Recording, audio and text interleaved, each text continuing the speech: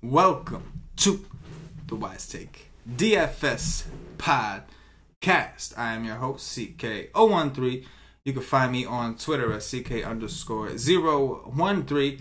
And I am joined once again by one of Wise Take's finest and brightest MLB DFS analysts, Mr. KamG333. You can find him on Twitter at KamG333.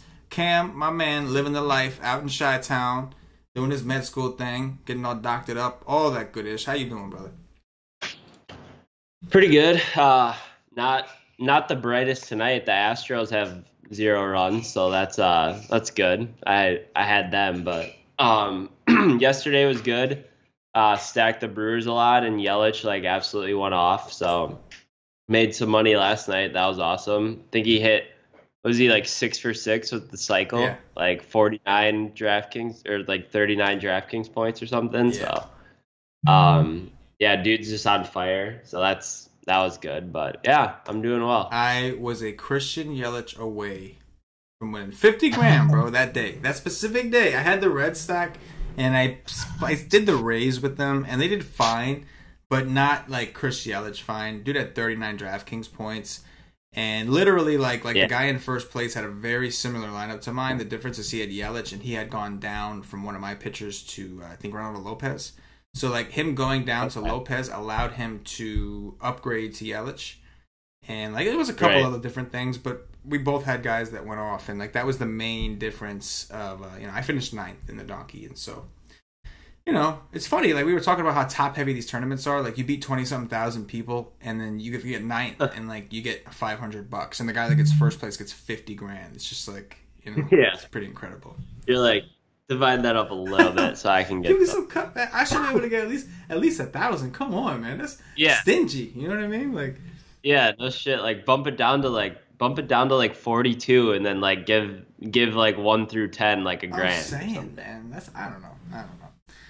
Just DM the guy who won and see if he'll fork you over. Tell him to do the right thing. This is the right thing to do. Try to guilt trip him and see if that works. Yeah. Spam his ass. Just spam his ass.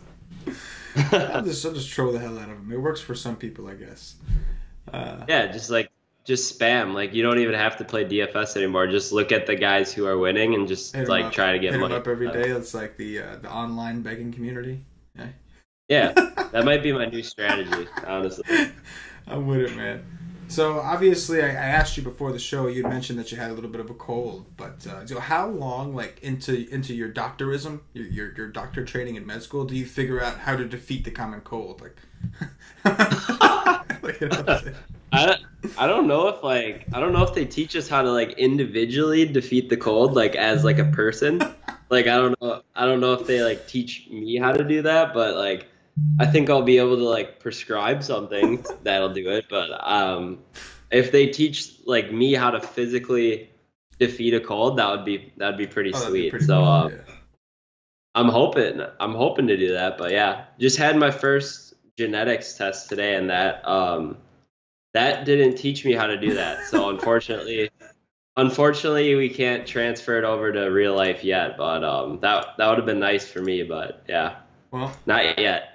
Well, when we get there, I'll let you know. Thank you, because I am counting on that, actually. I'm hoping. I know, I know when you drink and stuff, you get really sick, oh my God. For a week after. So that could be pretty useful for you. Dude, when I do anything, I get sick, man. It's you leave the house? Oh, bro, it's bad, man. I spend my entire time just working on the Wise Take Nation and the content and just grinding out, and my immune system from not sleeping and staying up crazy late, I have none at this point. It's just done. It's just ready for the tap. Yeah. It's wild. So I am depending on you. That was part of the reason that we hired you, ultimately, because we knew of your plans to go to medical school. And I was like, okay, I'm going to need a guy at some point who can defeat this cold issue that I have. Yeah. Team doctor guy. Doctor guy, exactly. We'll just let him pretend he's actually doing analysis for a couple of years, and then we'll just demote him to team doctor. Team doctor, yes. yes. We can even call him the athletic trainer if that makes him feel better about it. Yeah. Yeah, exactly. The Wise Take athletic trainer. That'll be my first job. Yes. I'm glad I'm on board. I'm already employed. I got a job lined up and everything. You had it the whole time and you didn't even know it. it's been a perfect fit. I get sick, you're becoming a doctor. It's just like a glove.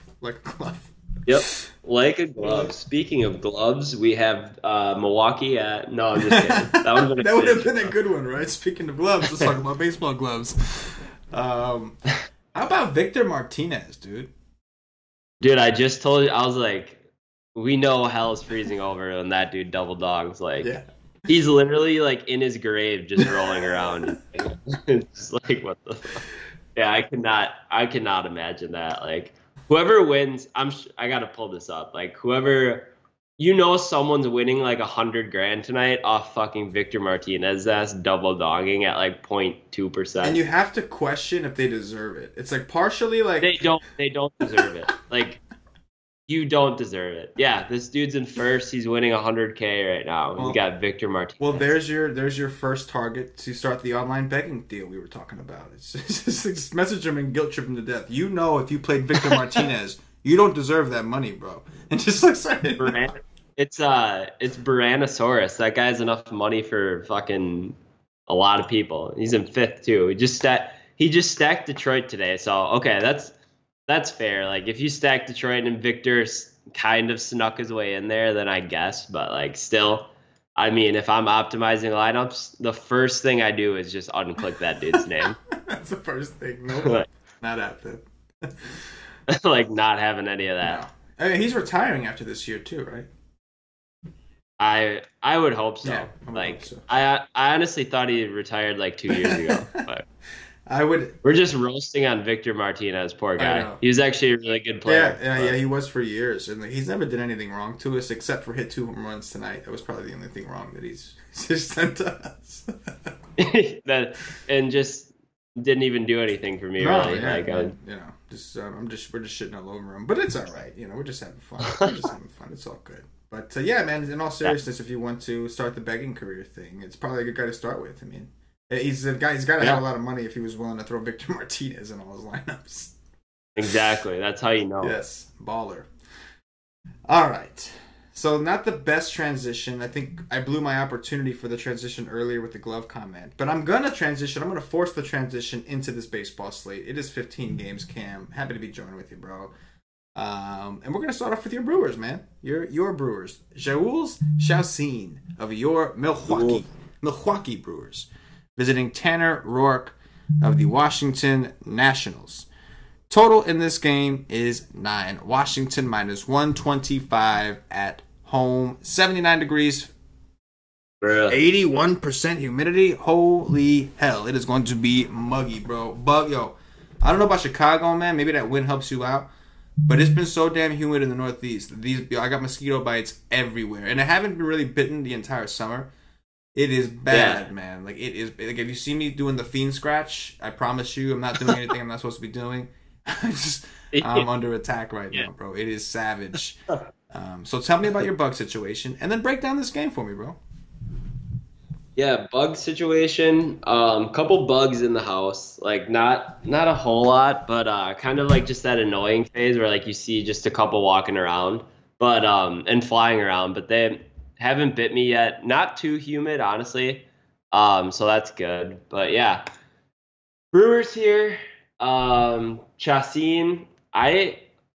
German Marquez is starting off great. 3 Ks, 4 outs. Like to see that. Like Chassin here. I mean, I don't know why, but I feel like I'm always a little bit higher on Chassin than like a lot of people are. But it might be. Dude, I don't know, man. But I think it's just maybe because I watch him pitch more than like anyone else does. So like, but like he just has like a pretty good slider and he throws it a lot of the time. And that just like makes me inclined to play him just because when that slider's on, like it's really tough to hit. But just looking at like this game and the conditions like you were just talking about, it's going to be pretty hot and humid. Going to be really good hitting conditions here. So facing a left-handed heavy Nationals team, I'm just not going to go there, especially at 8K.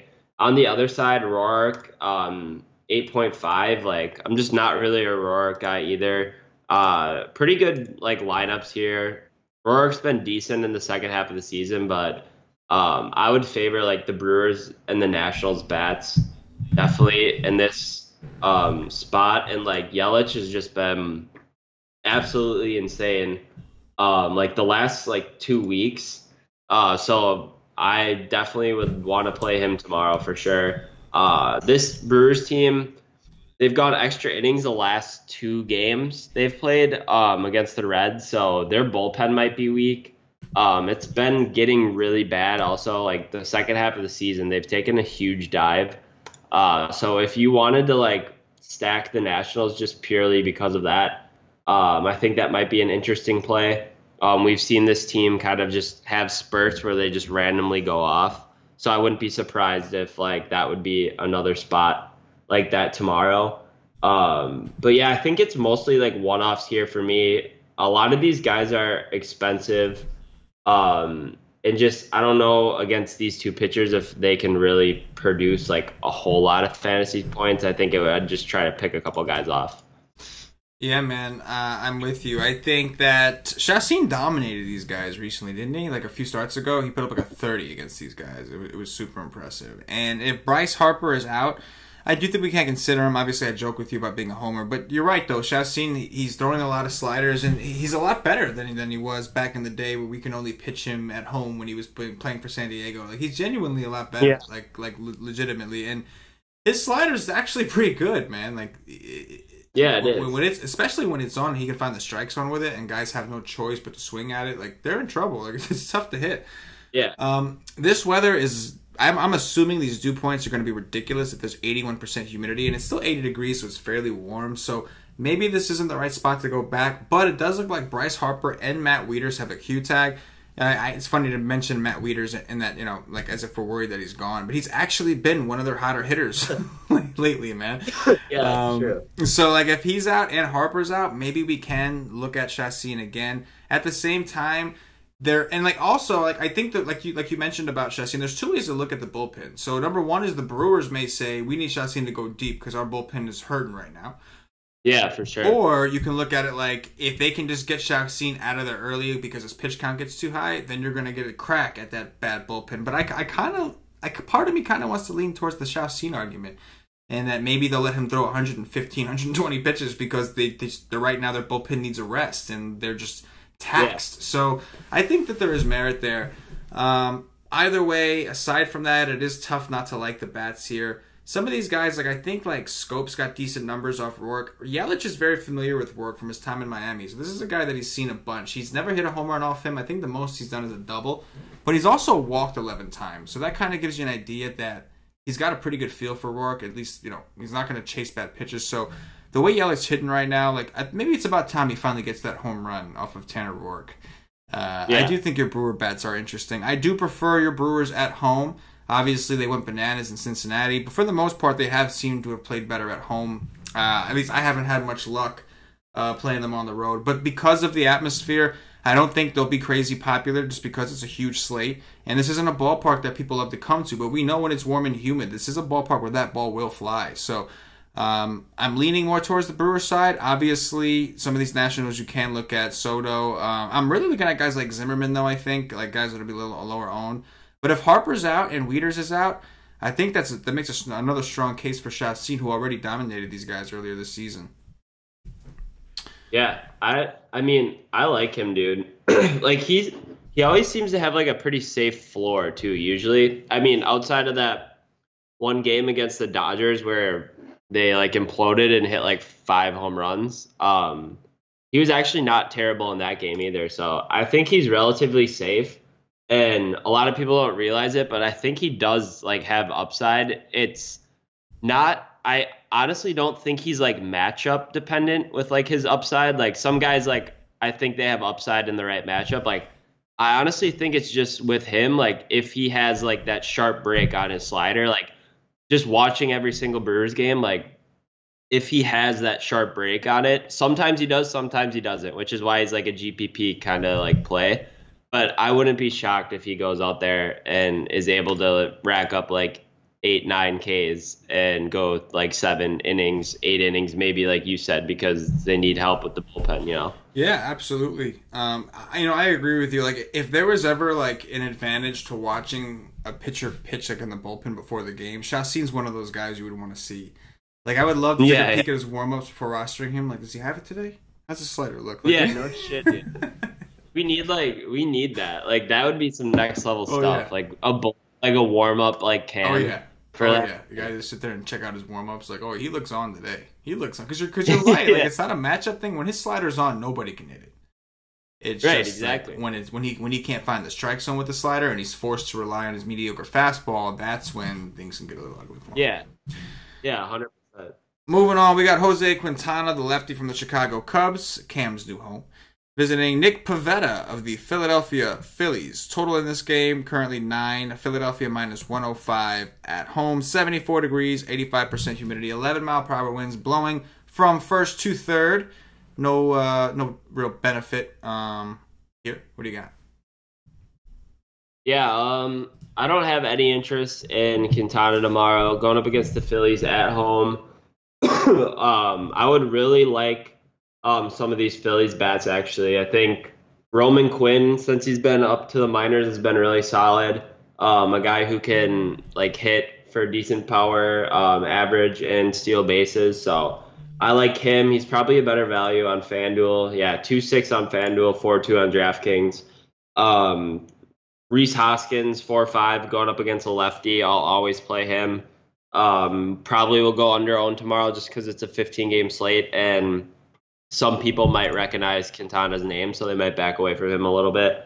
And then Wilson Ramos and Carlos Santana have been starting to heat up a little bit as well. And I honestly don't hate like 6'7" Jose Bautista and Maikel Franco either. So I think you could take a look at a lot of these Phillies bats. Quintana's just a guy who I don't think is that good, and it's kind of backed up with the results like pretty much this whole year. On the other hand, Pivetta going up against the Cubs. I think Pavetta's okay, but like he's been struggling recently here. Last 2 starts, just giving up a lot of hits, a lot of walks too. I watched that game against the Mets and he looked really bad. 7.9, it's an okay price, but honestly, like looking at this Cubs lineup, I think it's kind of going to be tough for him to navigate. So I think I would favor the Cubs bats here for sure, even though Pavetta's at home. I think you could definitely take like Murphy, Baez, Rizzo, Hayward, even Zobrist is okay, and then Schwarber in the 7 hole. But yeah, that's about it. I don't think either of these 2 teams are like high priority stacks or like top tier at all, but I could take a shot at them if I'm making multiple teams. Yeah, my issue is like on the one hand, like Philly has really struggled against lefties like this season. As a matter of fact, I remember placing a bet on the Mets like through the DraftKings Sportsbook. Quick plug for DraftKings. Don't know if they deserve it, but it's out there. But I'm in New Jersey, so it's legal. It's legal. FBI, back off. But I actually bet on Vargas. I got like really good odds. I think it was like plus 150 or something like that against the Phillies when they played in Williamsport in the single A ballpark. Yeah. And like that's the game. Yeah, that was the Pivetta game where the Mets beat up Pivetta. You're right. Yeah. And like, oh my God, I couldn't believe Vargas was dealing on these fools. But they do have Jose Ramos, who I don't think played in that particular game. They did go out and get Joey Bats. Not that he's the same guy, but he's going to help against lefties. And I think Roman Quinn at the top of the order is just really going to help because that dude is just hot right now. So I do expect a different result. Quintana did dominate the Phillies earlier this season, but I agree with you. In general, he just hasn't looked very good. He has taken advantage of good matchups for himself, so I wouldn't be shocked if he had a decent game. But I do think you're right about the Phillies' ownership. I think that there is upside, and I think that guys like Wilson Ramos are just going to be low owned just because it's Quintana. So either you really want to attack him, or you just don't. You always want to stay away. So I can see people kind of ignoring some of the key spots. And I think like the same guys you said, man, Quinn, Hoskins, Ramos, Santana, Joey Bats. I think these guys are in play. And I don't expect the Phillies to continue to suck against lefties. It kind of doesn't make sense. And like they haven't sucked against them necessarily all year. It's kind of been more of like it's been a while, but it hasn't been an entire season kind of thing. It's more of a recency kind of thing, I think. So I'm with you. I think the Phillies are in play. And the Cubs bats definitely. Pavetta's really been bad against lefties this season. And the Cubs are just they're not just throwing lefties, but they have a couple really talented ones. Kyle Schwarber, Daniel Murphy, Anthony Rizzo. It just seems like another bad spot for Pivetta. He's I mean, the price is good. He's got tremendous upside, but he hasn't looked hot recently. And you really want to take him against teams that are gonna like give him that strikeout upside. And the Cubs just really aren't one of those teams. Like you got to be like Jacob deGrom in order to strike out these guys. Apparently, apparently. But yeah, I think it's another situation where we could look at the bats. Jordan Zimmerman of the Detroit Tigers visiting Luis Severino of Paulie Dizzle's New York Yankees. 8.5 is the total. New York minus 320 at home. 74 degrees, 68% humidity. 9-mile-per-hour winds blowing in from center field. Are you going back to Victor Martinez today, Cam?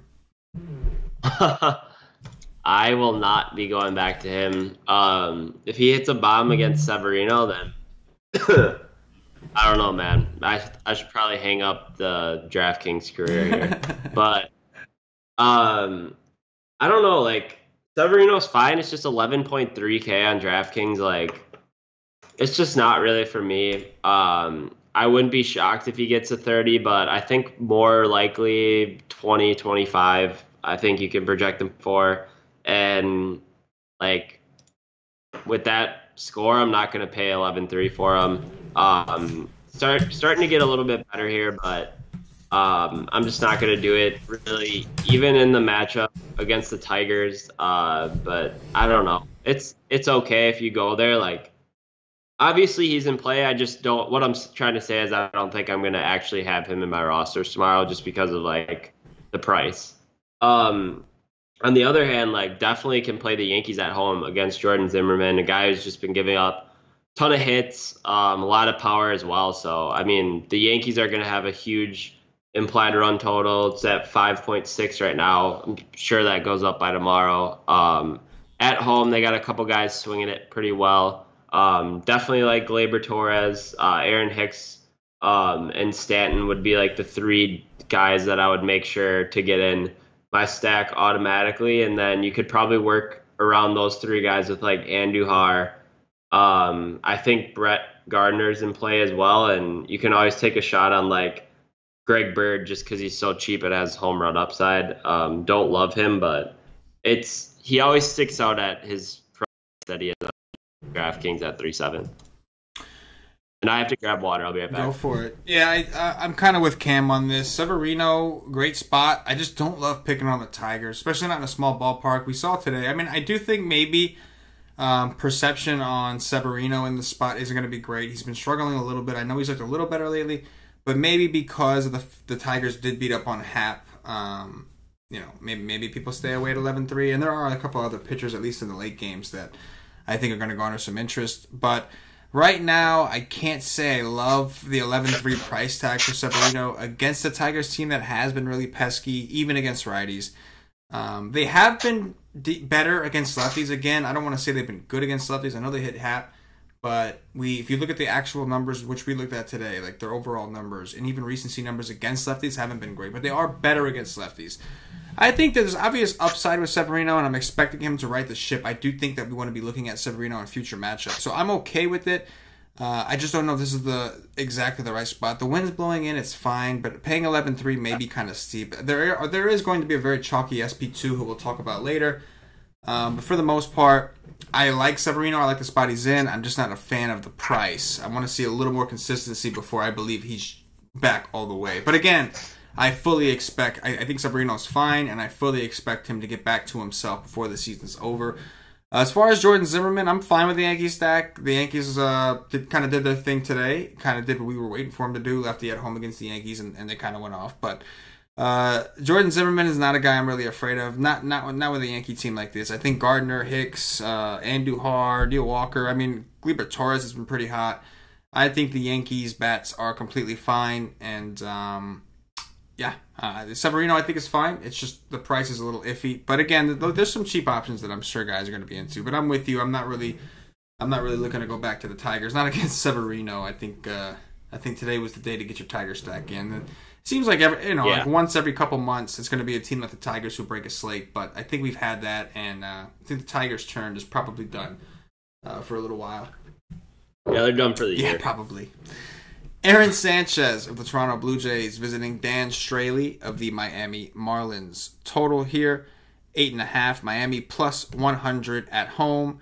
81 degrees, 82% humidity, 10-mile-an-hour winds blowing in from center. We'll see if they open up the roof. It seems like a decent day for it, but they seem to like to close that thing because there's always apparently it could rain at any moment in Miami.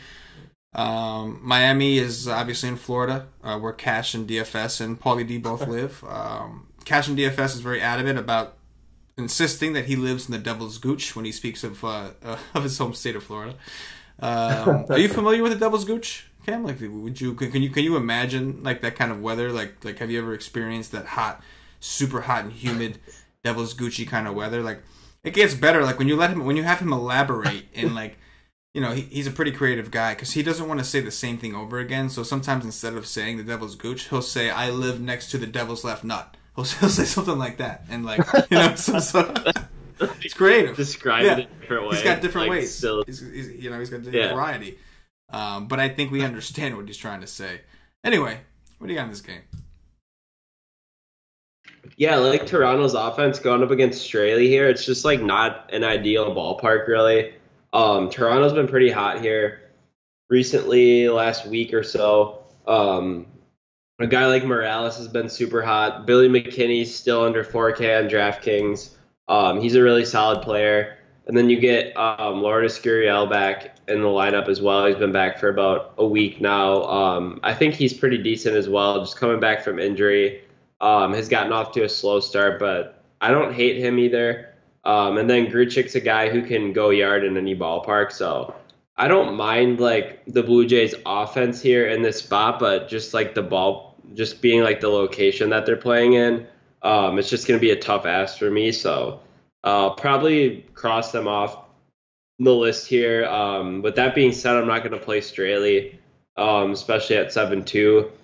And then Sanchez 6-1 against the Marlins. Definitely not going to play him either. People might go there just to attack the Marlins, and he's cheap, 6-1, but actually wouldn't hate like some of these Marlins starting to hit the ball pretty well here down the stretch, and always like are sub 10, sub 5% owned in tournaments, just because everyone has this notion that the Marlins suck and that they literally cannot hit the ball. So I like Realmuto, Brian Anderson, Dietrich's solid. And you can play Castro as well in the right matchups. I just don't know if tomorrow's the right spot for him. So I would go like 2 through 4 for Miami and favor that part of the matchup there. So I think I would go both bats, but it's just not ideal ever really in Marlins ballpark on a 15-game slate.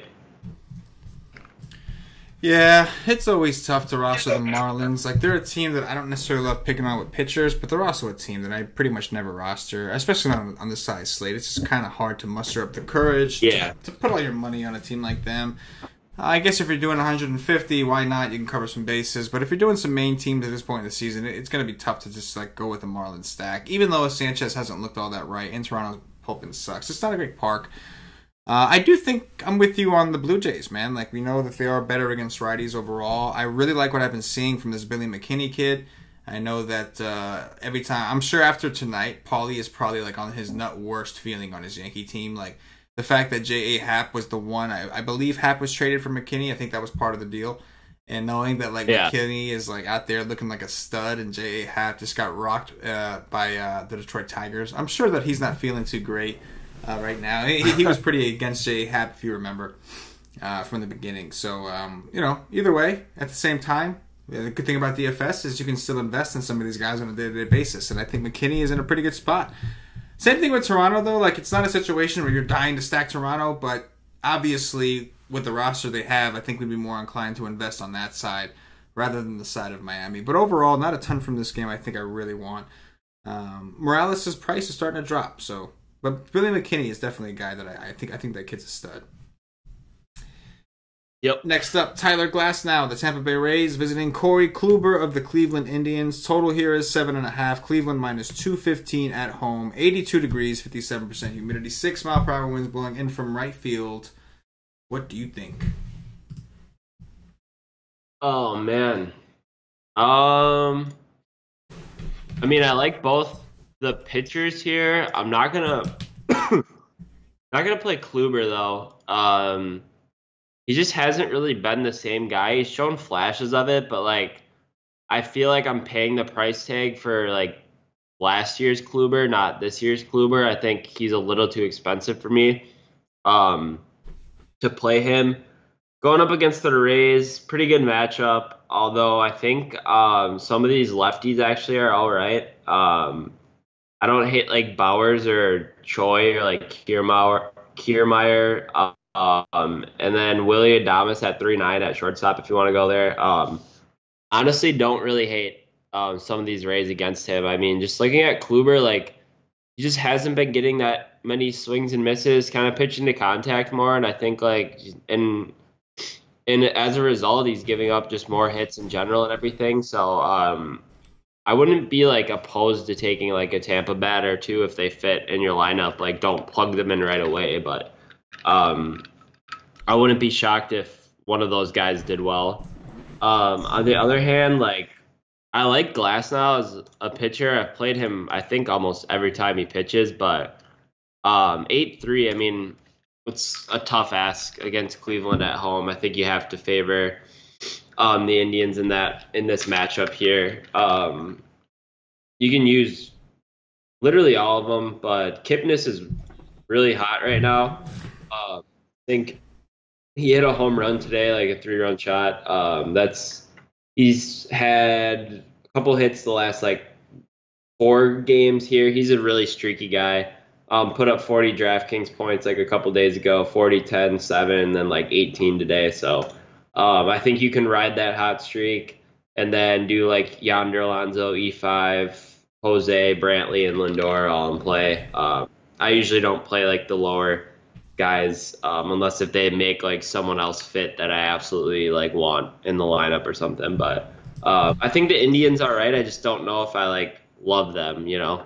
Yeah, I mean, I think it's obviously in cash games, even though they are the Indians and they're at home, probably not the place you want to start your lineup build. But I do think in tournaments there's merit. Obviously, a lot of people respect Glasnow, and rightfully so. Since coming to the Rays, he's looked really, really good. And he's a young kid. He throws really hard. He's got good stuff. But the Indians are a professional. They're a team of professional hitters. So I think that there's merit if people are going to back off the Indians. Anytime you can get the Indians at reduced ownership in tournaments, I do think they're worth a look. Again, I don't really love picking on the Rays pitchers in general. I think that they've done this bullpen thing, and like it's hard to get into a rhythm when you're playing a team that's so quick to go to the bullpen and constantly changing guys out.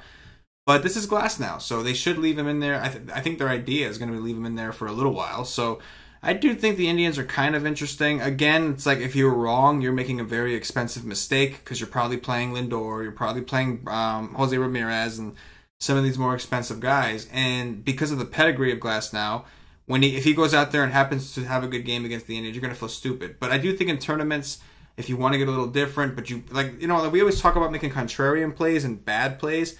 I think the Indians would be more on the contrarian side. I don't think it's necessarily a bad play if you can get a really good offense, one of the best offense on the slate at low ownership. So it's a contrarian move without making like a stupid move, like to stack a team that's awful against a really good pitcher just for the hell of it.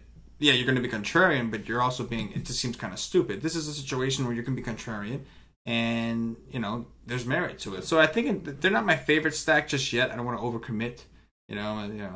Committing just doesn't feel like the right thing on a 15-game slate the night before. But I will say that if I get the feeling, and I think they will come relatively low on, I think the Indians could be interesting at home here against Mr. Glasnow. I mean, the kid's good, but the part of the reason he's good is because he throws so hard. And the Indians are some ballers. You know what I'm saying? Yep. Kluber, I agree with you. It doesn't seem like he's going for the strikeouts. He's still a good pitcher. It just doesn't seem like he's going for strikeouts these days. I mean, 10-3 is an interesting price, but he's going to see a lot of lefties. The Rays are really pesky. They're going to try to run on him. They try to run on everybody. And if if they happen to succeed and they get a couple bases on him, now you got guys in scoring position. Like if he's not getting the strikeouts and he's in a position to give a few runs, he's just not going to have a ton of upside for you. So I agree. He's fine. The price is decent. It's just, even though it's the Rays, I just don't love the matchup because it's the Rays. It's as weird as that is. Yeah. I know. I'm with you. Jameson Taillon of the Pittsburgh Pirates visiting Anibal Sanchez of the Atlanta Braves. Total here is 8. Atlanta minus 113 at home. 81 degrees, 60% humidity. What do you got? Yeah. I mean, Taillon's been really good recently. Hasn't been pitching deep into games, but like he's had really good strikeout numbers here. Last 2 going up against Milwaukee and Chicago. Taking on an Atlanta team that kind of been struggling here recently. I don't know how they did today, but I know the last like week or so they've kind of been struggling to put up runs here. So I wouldn't like cross off Taillon in like my early research process really, just because of that factor. The Braves actually just, I don't know. I mean, on paper they look really good, but like honestly they just don't scare me that much. Like I don't hate to take pitchers against them.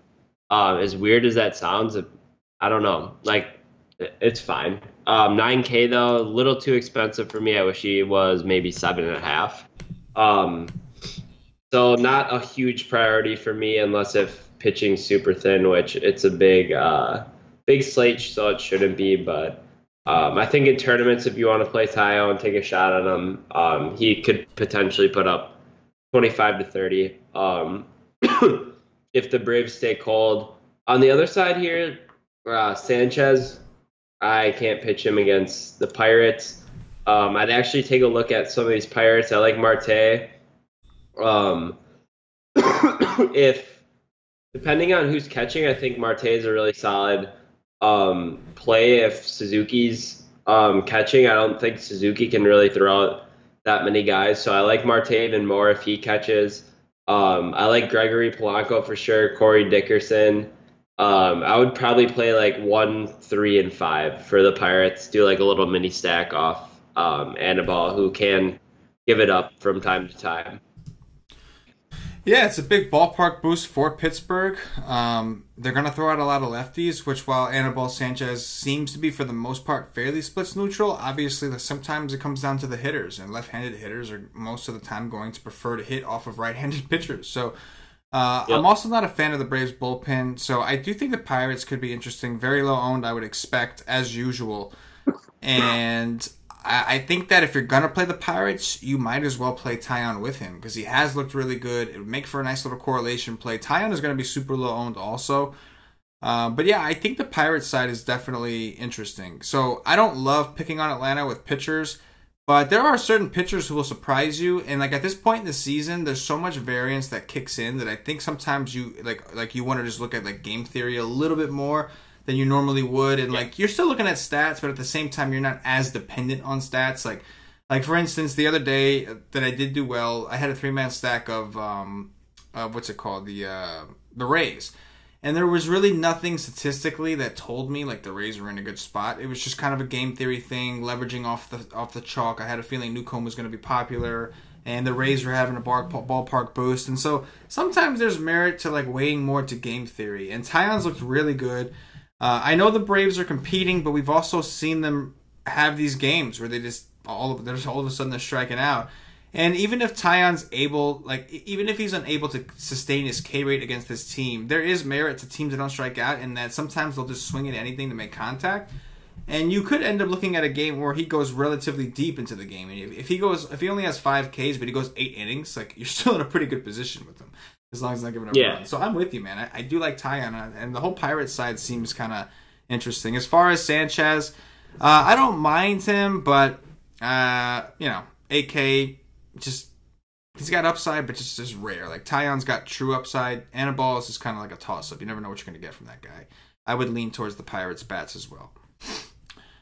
Steven Gonsalves of the lefty from the Minnesota Twins visiting Drew Hutchison of the Texas Rangers. Total in this game currently sits at 11. Texas minus 125 at home. 95 degrees, 37% humidity. Talk about hot. What are you doing in Arlington? Yeah, this game's probably going to be super popular tomorrow. Would be my guess. I mean, you have two average to below average pitchers on the hill in Texas, which is pretty much Coors. Yeah, I mean, I like both sides. I don't think you can really argue against it either or. I look at Mauer. I wouldn't play Forsythe. Jorge Polanco's good. I like Sano, Kepler. Tyler Austin's been really good since moving over from the Yankees to the Twins. Those would probably be the main guys I'm looking at. So like 1, 3, 4, 5, and 6. Is Eddie Rosario hurt? Or is he just getting a day off or something? I don't really know. But and then on the other side here, Texas going up against a lefty. I don't know. I think like they're definitely in play. I mean, this guy's been brutal since coming up to the major leagues. I know Texas has a decent amount of left-handed bats, but I doubt Gonzalez makes it any farther than maybe 4 innings at max. So like then you get the bullpen. Twins bullpen's up there with one of the worst recently as well. So like I really like Texas, really like Minnesota, but I think they're going to be popular as well. So I think you can fade them just because they're not really they're not a group of hitters that are like super consistent, but they're definitely in a really good spot in a really good environment. So I think you can favor both sides, and I wouldn't play either of the pitchers. But yeah, kind of what you were talking about with like game theory and everything. Like, I totally agree with you. At this point on in the year, that's like one of the things that I look at the most when I'm like making lineups more than anything. I think now it's at the point of the year where it's September, and you and I have been playing. How many slates have we played? Like, I don't even know, man. We've played. How many games have these guys played? 100 some? Like, I feel like you can. I think like just look at the games and like kind of. You know who's good at what, you know what someone does, like, and then just go from there and go where you think like other people aren't gonna go. And there's so much variance with like a lot of these like new teams that have like young guys up that kind of rejuvenate some of their squads. Like some guys are cold, some guys are hot. So like a guy with like a 200 and some ISO versus lefties who hasn't hit a home run or had an extra base hit in a month is still popular, you know, like, so you gotta take all that into consideration. So I agree with you on that front. I just wanted to touch on that too because I didn't really say anything after you said it. Yeah, absolutely. I think that obviously you're right. This game's going to have a lot of people playing. Hutchinson, for some reason, when I targeted Angels against him, he came out there and had the game of his life, and then he went right back to sucking the next day. So this happens. You know, I think Hutchinson sucks. I think the Twins are fine. They'll be crazy popular. They're all really cheap. I mean, really, really cheap. So they'll be popular and for good reason. They're also, but like if you look at their lineup, they're just so unexciting to play these days. Like they got rid of anybody that was any decent. They just got, you know, it's just gone. Like Max Kepler is a guy that, yeah, sure. Jake Cave, I can't believe that's the next guy out of my mouth. But like Miguel Sano has been like sorry. Jorge Polanco is probably the next best guy, and like he might miss. He's questionable. Tyler Austin is really only a guy you like to play against lefties. So like it's kind of tough when you're looking at them. Like who would I even want to roster? But they will be popular because they're cheap. So guys will be able to load up on good pitching and then be able to still stack a team that's in a good spot. The Rangers will also be popular, but I think I could play the Rangers lefties. Like I think that guys like Joey Gallo, Chu, Odor, Mazzara, if they can just kind of hang around on this Gonsalves kid who doesn't look very good in the majors, I think then we'll see a mostly right-handed bullpen come in from Minnesota. And I think from there, maybe the ownership on these lefties will be a little bit lower. I would imagine guys like Profar, Andrus, some of these righties like Chirinos will be a little bit more popular. Sure, maybe Gallo because he can hit lefties. But I do think that if we get the feel that people are going to like kind of leave out or like at least have reduced ownership on the left-handed bats for Texas, I can definitely go there against Gonsalves, an unproven lefty, and just kind of Just hope that, again, another situation where they can get him out of there. When the bullpen comes in, we get a majority of the game against a bad right-handed bullpen. But yeah, this game in general is going to be very, very popular, and for good reason. This stadium has been way better than Coors all season. Yeah. Eventually, I wouldn't be surprised if next year they adjusted everybody's prices here to be like Coors. I wouldn't be surprised. Yeah, seriously. Nathan Eovaldi of the Boston Red Sox visiting Michael Kopech, the rookie phenom from the Chicago White Sox. Total in this game is 9. Chicago plus 151 at home. 78 degrees, 73% humidity. Giolito just balled out on the Red Sox. Cash and DFS has been on Giolito for quite a while, and they just balled out on his team. But he did talk about it in the Slack chat a little bit. What do you got here? Did Kopech get traded from Boston to? I'm gonna look that up. To the White Sox for sale. I know Moncada did, but I don't know if like those two are in the same deal or not. I can't remember, so that would be an interesting story. But yeah, I mean, Eovaldi's been brutal the last 4 starts for him. So I know it's the White Sox. He might be popular tomorrow at 8. He was traded from the Red Sox, yes. Okay, so that's an interesting like kind of narrative if you're into that. But yeah, just pure matchup wise, outside of narrative, I can't really like the spot for him at 9-1. Too expensive for me there. Going up against Boston, I know Boston's not at home, makes them a little less scary, but they still have really good bats in the lineup. A young kid going up against the best lineup in baseball or the best team in baseball. It's just a tough ask for a guy making his 3rd start in the MLB. So I'm not going to go there at all.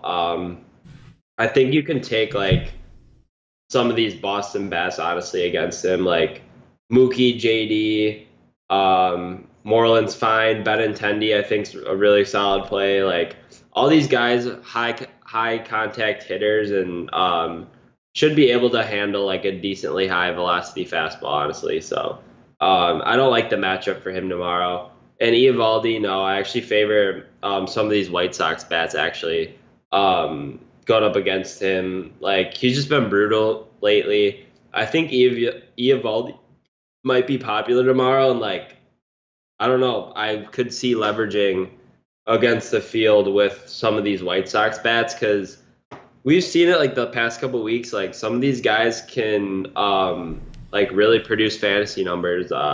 They do have power in their lineup. They just strike out a lot. But when these guys do connect, it goes out of the park and it goes out for some pretty good fantasy numbers. So don't hate guys like Abisail Garcia, Dan Palka always. Omar Narvaez is actually a pretty solid play at catcher on most days at 3-6 tomorrow. I think he's a solid, like, kind of high floor guy.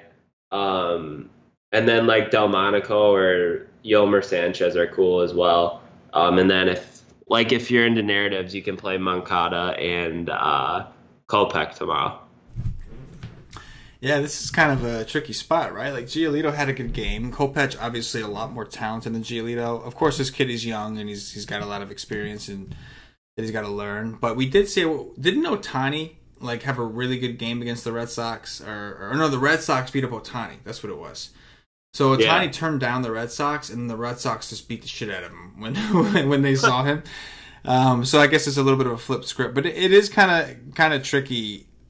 You gotta wonder if like Kopech feels any type of way. Maybe he does because the Red Sox are obviously now considered a winning organization, and he was sent to one of the armpit teams of the league in the Chicago White Sox. So maybe there is something there. The Red Sox are not as good at home. He's got wind blowing in it right from right field, but 9-1 is just kind of steep, right? Like, why would they make him 9? Like, dare me to take him. Making him 9-1, it just seems like, I don't know. I think we have a chance to get a kid who's always been pretty popular in the 2 slates he's pitched on. I think you're kind of getting a chance to get him at lower ownership. So maybe in tournaments as a deeper game theory pivot, I could consider that. Maybe there is some added narrative there. The Red Sox, a team that we know not to not strike out a ton. Tell that to Lucas Giolito, because that dude was dealing today, and he was striking dudes out like nothing. Eovaldi, man, since going to the Red Sox, he has been awful. He has just been so bad. But it is the White Sox. If there was a team to get right, there's two teams in the league that any pitcher can kind of get right against, and that's the White Sox and the Padres. And so we got one of them. So maybe at 8-8, if people are sick of getting burnt by this guy, maybe it's the right time to kind of go back. I'm looking at both pitchers, and like I'm kind of thinking like I don't immediately trust them, but at the same time, I'm seeing upside from both sides. So this is going to be a game we want to dig in on tomorrow. Faux shiggity show. You know what I'm saying?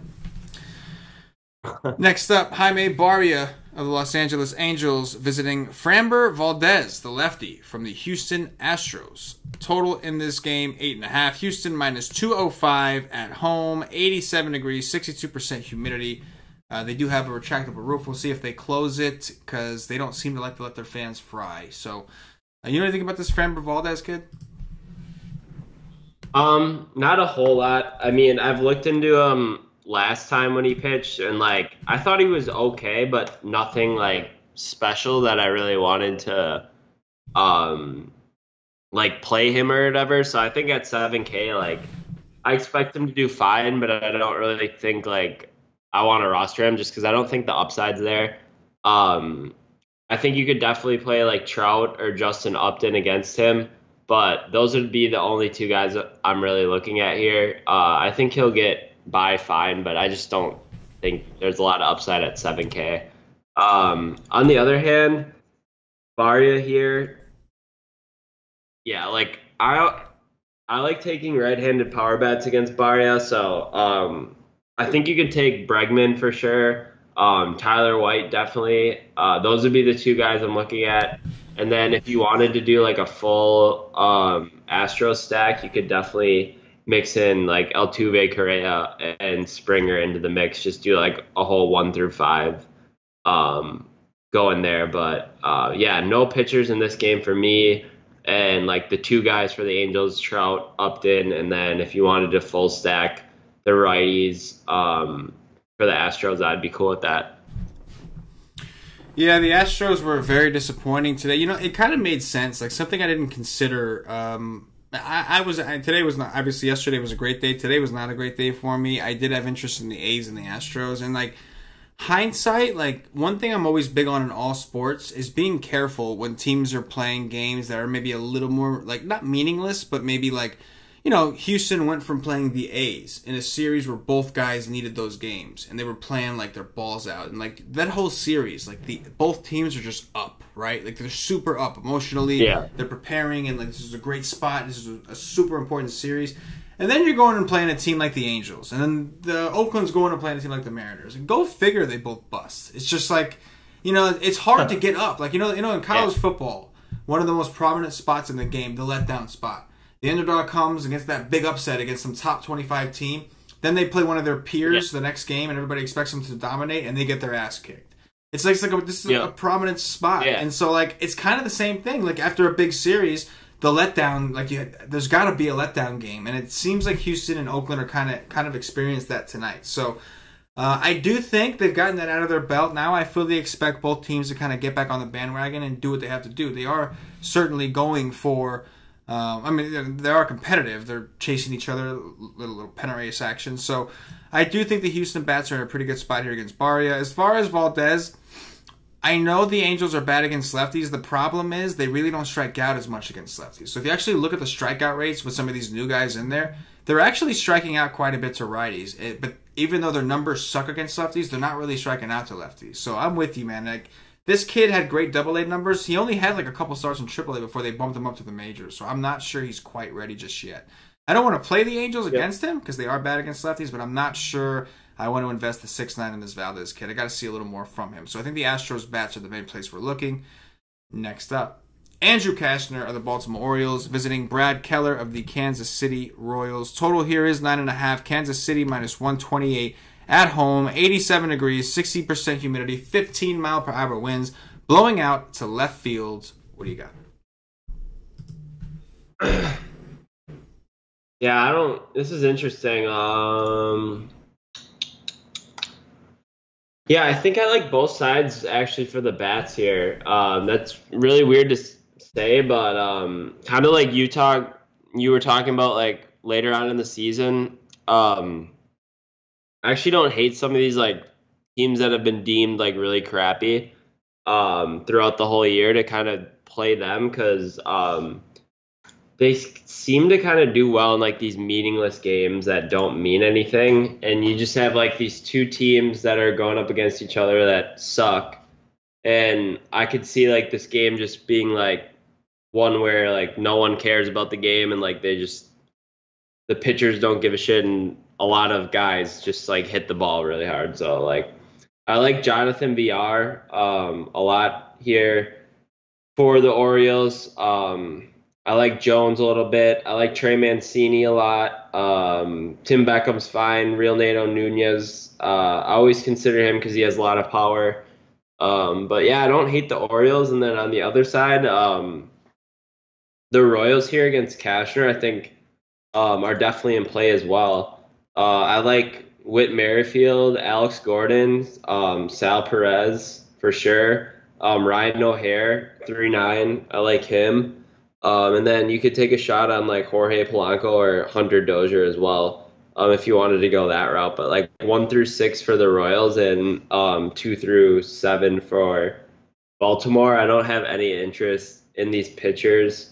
Really, I think you could make an argument for Brad Keller, but the one time I tried to pitch him against like the White Sox, he got like -8 or something. So I'm done with that guy. Done with that guy.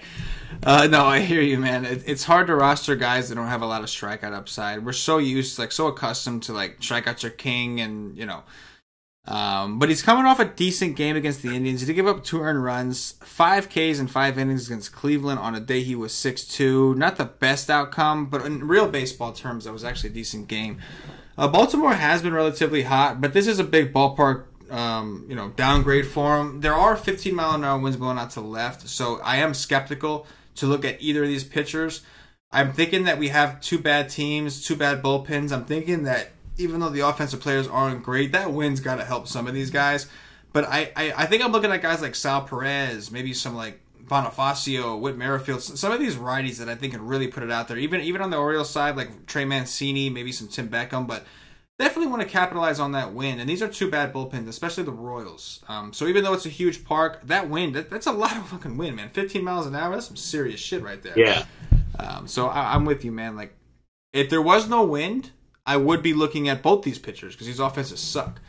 But with that wind, man, like all they got to do is get a ball in the air, and that should really, really help them. Like 15 miles an hour, that's no shit. And it's already humid and hot. I mean, damn, I don't know how that works.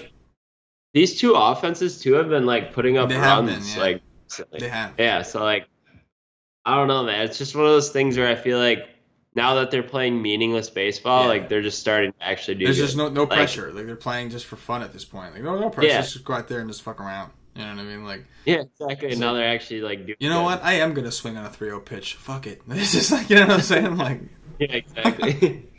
Who cares? Who cares? Homer Bailey of the Cincinnati Reds visiting Austin Gomber of the St. Louis Cardinals. Total in this game is 8.5. St. Louis -220 at home. 85 degrees, 67% humidity, 9-mile-an-hour winds blowing from right to first to third, I guess. What do you think? right to third. Yeah, Gomber at 7.7 I actually have interest in. Just a guy I've looked into a little bit, and I think he's actually pretty decent here. A good matchup though against the Reds here at home in St. Louis. Get him out of that small ballpark in Cincinnati. Their main guys are kind of left-handers there, so I think he can kind of neutralize them. So I don't mind him in this spot at 7.7. I think it's a fair price, and I think he could definitely get you 20 to 25 points tomorrow. At home, going up against Homer Bailey, I think he should be in line for the win if he can go 5 to 6 innings here against them. So I like that a lot. Reds just had a really tough series with the Brewers. I think they pitched Ignacio like three or I think his name's like Ignacio. Their closer, whoever their closer is, pretty good closer. They threw him like 3 or 4 innings in like 2 games. So I think he's out of commission for a little bit here. They've gone extra innings two days in a row, and now you have Homer Bailey on the hill going up against the Cardinals here, who, if my memory is correct, they've smashed him a couple times. So I like the Cardinals tomorrow. I think they would be a candidate for probably one of the top stacks tomorrow. They've kind of been hot, and 85 degrees in St. Louis with some humidity as well. So a little bit better hitting conditions in St. Louis than normal, which usually makes that ballpark a little more hitter friendly. So I could definitely get behind Gomber, and I really like some of these Cardinals bats as well. Carpenter for sure will be a top play tomorrow. Yachty's a nice option at catcher. Jose Martinez is cool. Tyler O'Neill, and then Paul DeJong, and then your favorite dude, the Master, in the 7-hole. He's been awesome lately.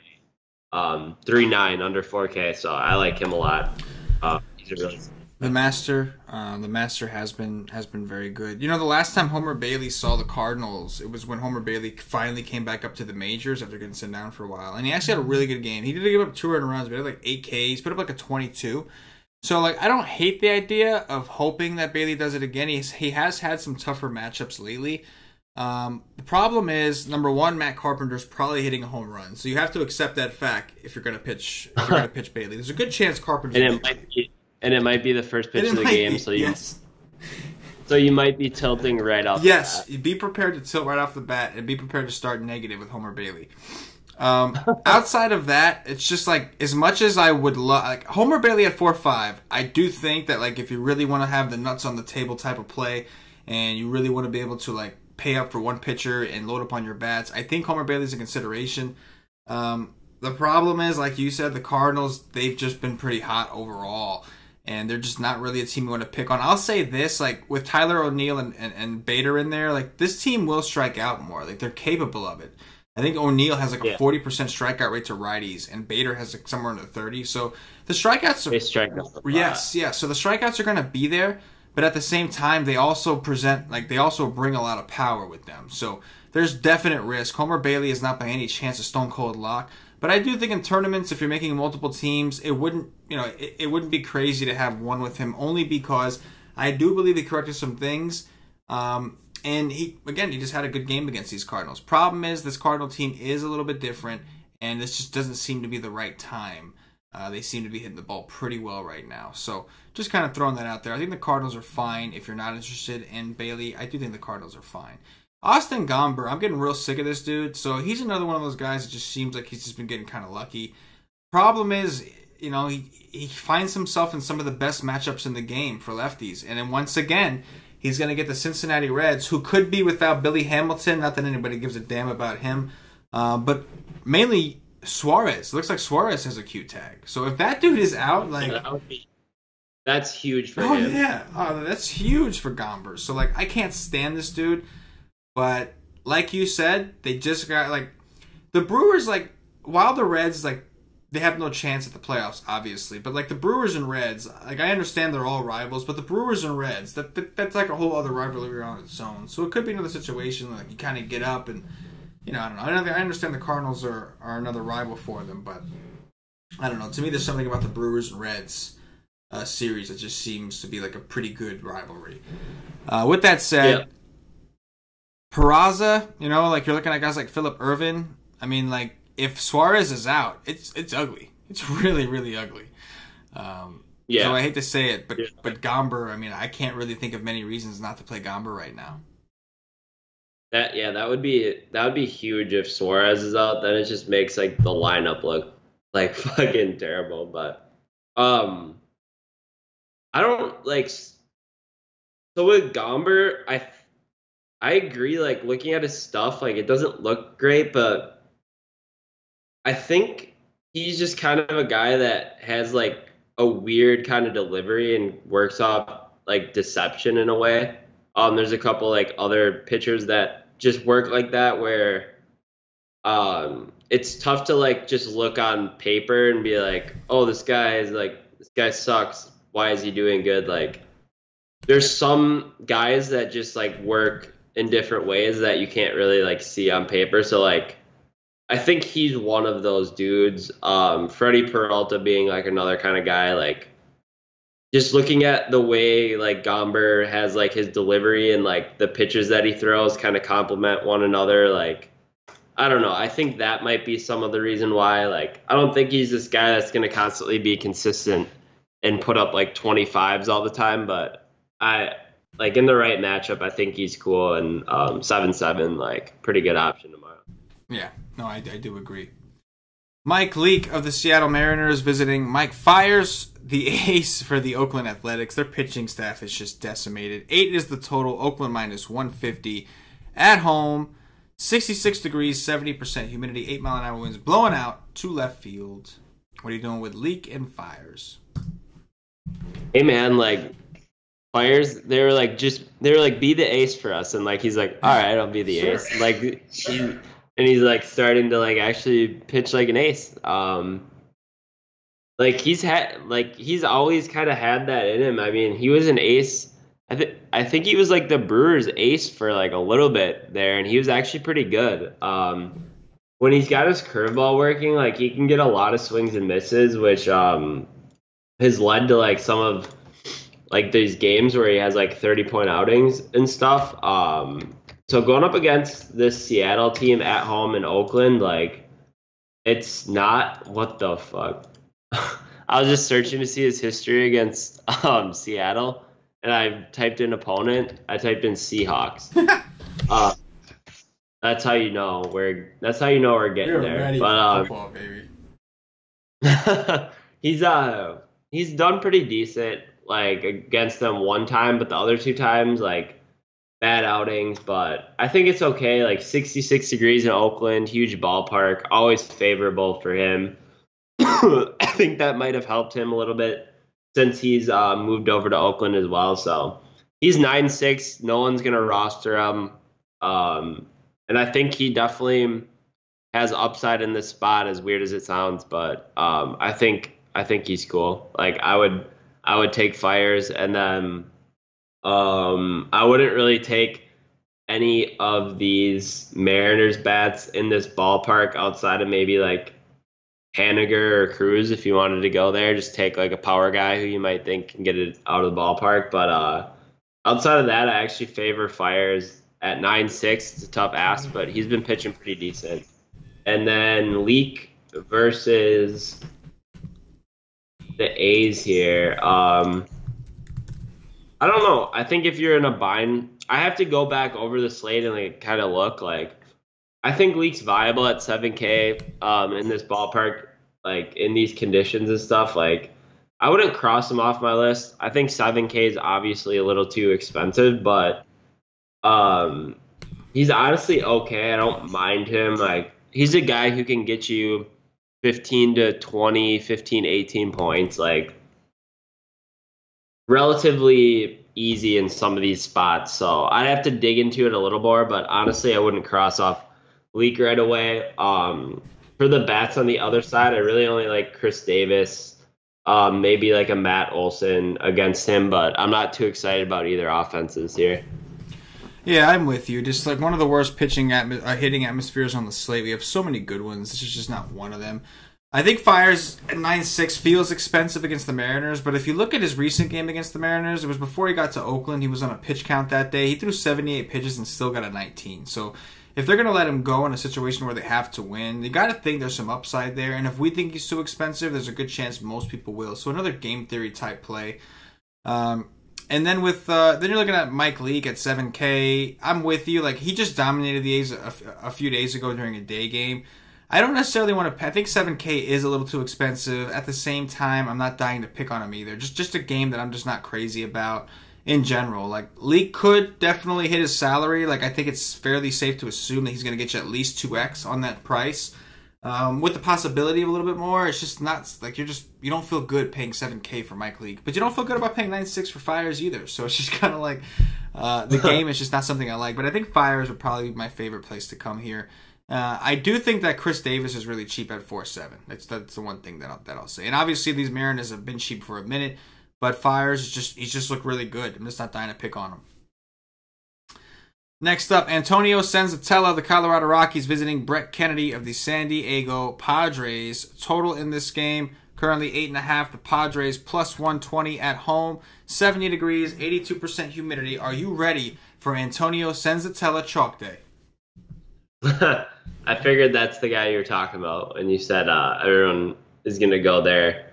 Yeah, I mean, I think he's okay. He's pitched decent here down the stretch the last 2 months.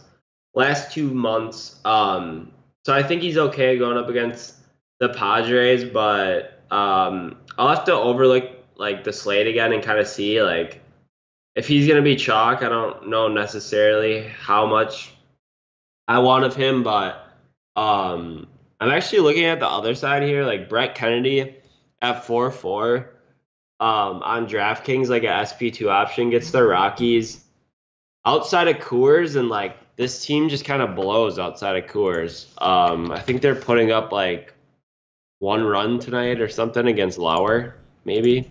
What is it? Yeah, they have 1 run so far against Lauer. Kennedy is a guy who I think he's a ground ball pitcher. Started off real rough. My Brewers rocked him. Then he got the Angels, but picked it up the last couple times going up against the Diamondbacks and the Dodgers, picking up 10 DraftKings points. I think maybe here in this spot, like I wouldn't be surprised if he even gets up to 15. At 4-4, like really allows you to pay up for those top stack teams that you want. I wouldn't cross him off either. I think both of these pitchers are in play. As for the offenses, I honestly don't really like either of them. I don't think I'll play them tomorrow. I would get it if you wanted to play the Rockies, but I don't really want anything to do with it. Yeah, I gotta say, on a slate this large, again, it's kind of hard to want to come here, especially when you're not even getting a discount for the Rockies. To pay, like, they're basically at Coors prices, and, like, this is the opposite type of park. So, I know Kennedy's been bad, but this is a guy that was decent in the minors, and that's why he's up here. So, you gotta think eventually he may settle down when he gets used to this. So, 4-4, I don't want to rule him out. The Rockies can strike out. But Senzatella is definitely your cash game chalk, and for good reason. Guys are going to load up and then pitch him against the Padres, load up on some bats. And in cash games, that's fine. I don't hate it for tournaments, but I'm a little worried about ceiling with Senzatella. Still, I will agree 5-6 in this ballpark against this team does seem a little bit too cheap. He has had some decent games. I know that his form doesn't look the best recently, but he did play some tougher teams. He played the Cardinals. He played the Braves. He played the Cardinals twice, actually. When he played the A's and Coors, had a good game. Like I think he's a pretty decent option at 5-6, but we'll dig on that tomorrow and see what his hard contact metrics look like. Zach Greinke of the Arizona Diamondbacks visiting Hyunjin Ryu of the Los Angeles Dodgers. Total here is 8. The Dodgers minus 130 at home, 80 degrees, 44% humidity. What do you got? Yeah, I think Greinke can hold the Dodgers in check tomorrow, but at 11K, I'm not going to pay 11K for him. That's disgusting. There's a no-hitter in Colorado. What the fuck? No-hitter in Colorado. The Rockies don't have a hit. Oh, wow. But they have a run off 2 balls? They pulled Lauer. He was coming. This was like his first start back from injury, so... Yeah, I was like, what the hell? But anyway, yeah, I think Greinke's just too expensive at 11K going up against the Dodgers. I think he'll do fine, which is enough for me to not. I'm not going to play any like Dodgers bats tomorrow, but I think Greinke's just a little too expensive here. I wouldn't probably say he'll get 20, 25, but that's just not enough for me. Especially on a slate where there's just a ton of bats that you're going to want to get. So I'll pass on that. I actually like the discount on Ryu tomorrow. 8-2, just guy since coming back from injury. Has been pretty decent. 23, and then 8 against the Cardinals, who actually are pretty good against lefties, and then a 21 against the Padres. So I think going up against this Diamondbacks team outside of Chase Field at home, I think he can do pretty well here in this spot, honestly. So I'm willing to take a shot on him in tournaments at 8-2. Wouldn't really take any of these Dodgers bats, and honestly, I don't really like how the Diamondbacks are swinging it either. So I'll favor Ryu, and I'll just pass on Greinke because he's too expensive. Yeah, this is a really cheap price for Ryu, so I wasn't too huge on Rich Hill, who is actually having a pretty good game, because the D-backs, I don't love to take pitchers against the D-backs, lefties against the D-backs. The D-backs do strike, right. The D-backs do strike out a lot against righties, but against lefties, their strikeout rates go down and their ISOs go way up. Souza, Pollock, Goldschmidt, even Nick Ahmed and Marte all have ISOs in the 200s this year against lefties. So I do like this price a lot for Ryu at 8-2. Before, I think it was like he's had even recently he's had some decent games at that price. But the last time he played the D-backs was on May 2nd, and it looks like maybe he got hurt in that game or came in relief. Only pitched an inning in a third. But it took him 30 pitches to get through an inning in a third. So that's kind of worrisome. I'm with you. Like, I don't necessarily want to load up on the D-backs against him. I mean, I guess I could play Pollock, Goldschmidt, Souza. I guess I could be talked into a Diamondbacks like mini stack, but at the same time, like I think Ryu at 8-2 is kind of interesting. He is cheap and he does have upside. And I agree with you on Greinke. Like, I mean, it's against the Dodgers. Let me just check. I feel like he's done really well against the Dodgers or something. He has. He's been pretty good against the Dodgers, but not like 11K good. He's been like if he was like 9K good, not necessarily if he was 11K good. Yeah. So I'm with you. It does feel like a little bit too expensive for him. And maybe you can take some of these guys, like, against them. Last game, Zach Wheeler of the New York Mets visiting Andrew Suarez, the lefty from the San Francisco Giants. Total in this game is 7. San Francisco minus 105 at home. 63 degrees, 77% humidity. 10 mile-an-hour winds blowing out of the center, but nobody cares because it has no real effect in the stadium. What do you got last game, Cam? Yeah, so I feel like Wheeler continues to just get really good matchups, but I definitely like Wheeler in the spot. 10-6, fair price for him. He's been just pitching really well here since maybe 2 months ago or so.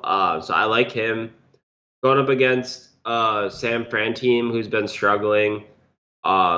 I think in the chat, John just said they traded for McCutchen, so McCutchen's going to be out of there. So who knows who fills in for him.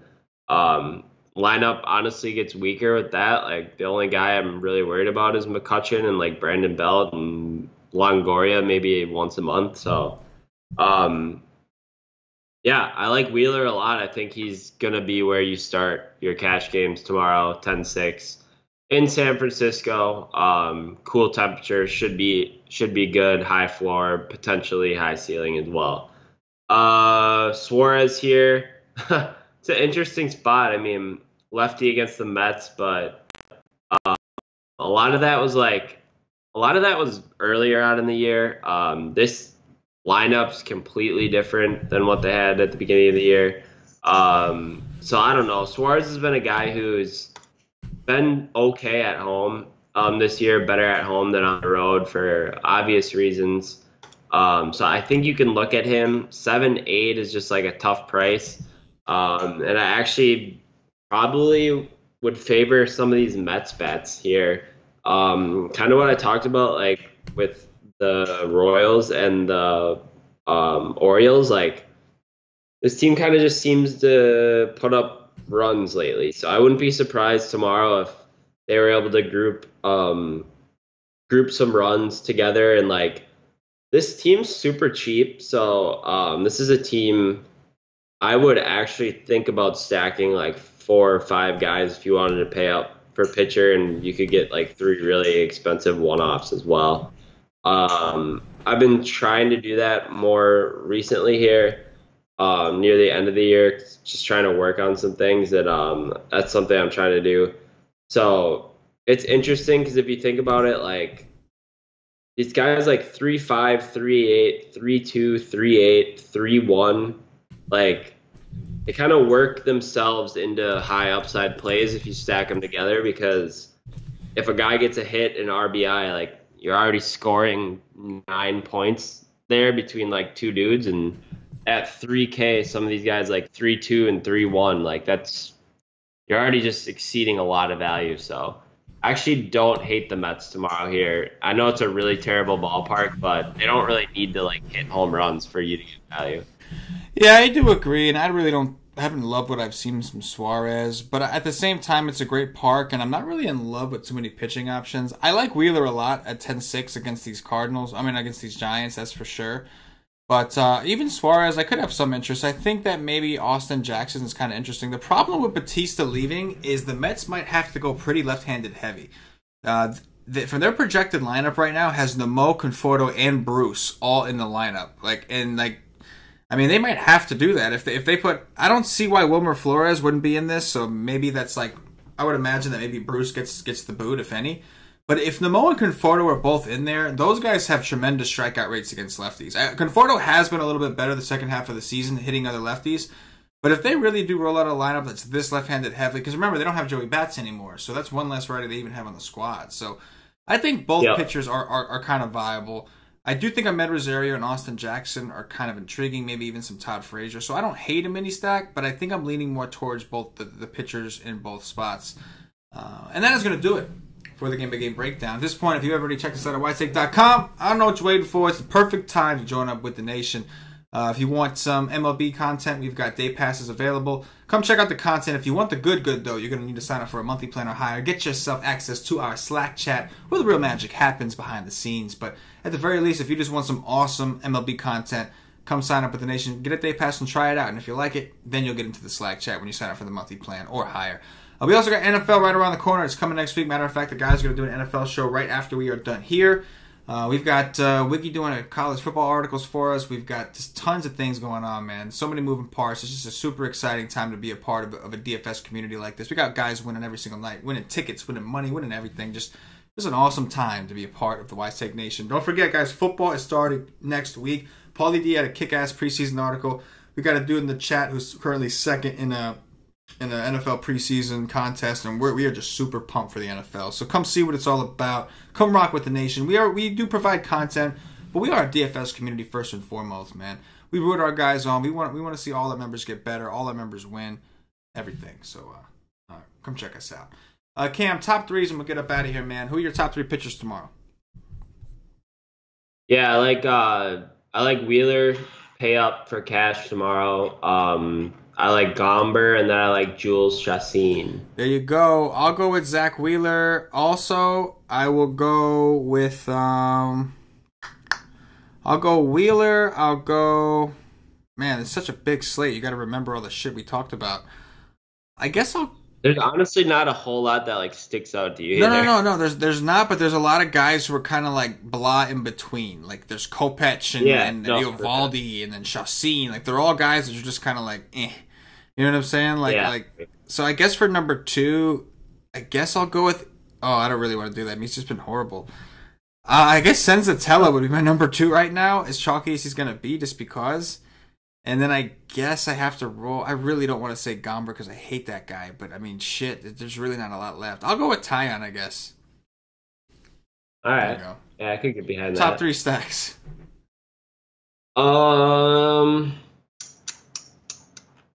Honestly, this slate's very bland. Oh, dude, I forgot about Fires, too. Oh, I like Fires was probably the guy that I should have went to. We messed that up. See, that's why he's like 6% owned every night. Exactly. Everybody forgets about him. I like the Yankees for sure.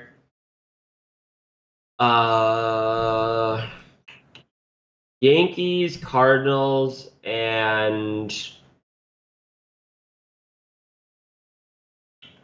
like those would probably be the two chalkier teams that I like. And then like multi-lineup like contrarian teams, I would go like the Royals or the Mets. I will go with let's go with oh. You just fart? It's been a mouth sound. You like that? You like that? Let's go.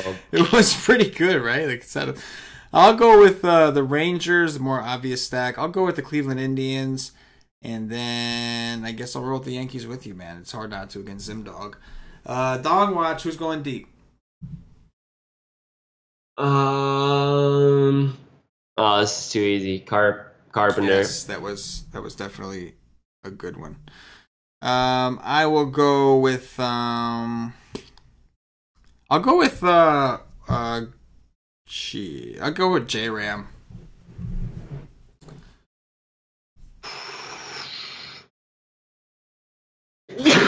Had to sneeze, couldn't get that one out there. Bless you, my friend.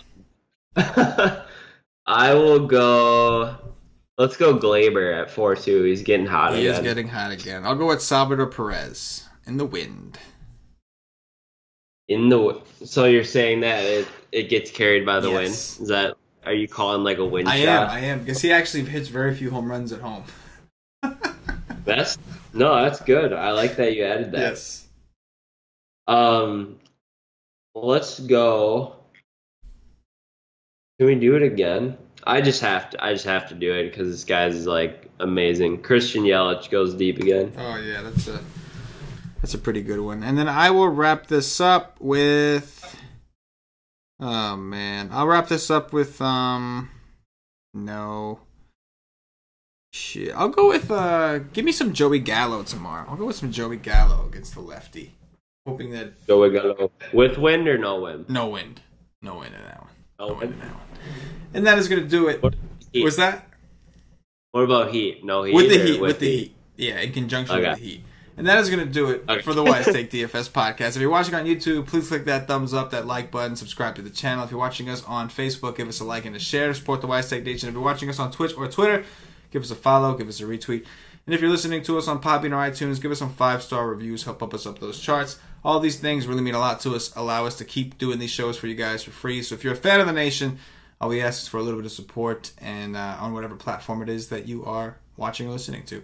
Cam, anything in closing before we get up out of here? Not much, dude. What is it? 8 days till football starts. Yes. So I'm super excited to just have that like first NFL lineup locked. Yeah. In a week. That'll be awesome. Yeah. But we'll continue. We'll be continuing to grind MLB. Should be good for that too. So like, I'm just excited for football. You know. Oh yeah, man! You got Sunday where you win or tilt, and then you have all Monday to the rest to make it up if you don't do well, or blow it away if you do. So it's a great time. Yeah, it's a great time for DFS. For CamG333, for myself, the entire Wise Take Nation. As always, good luck.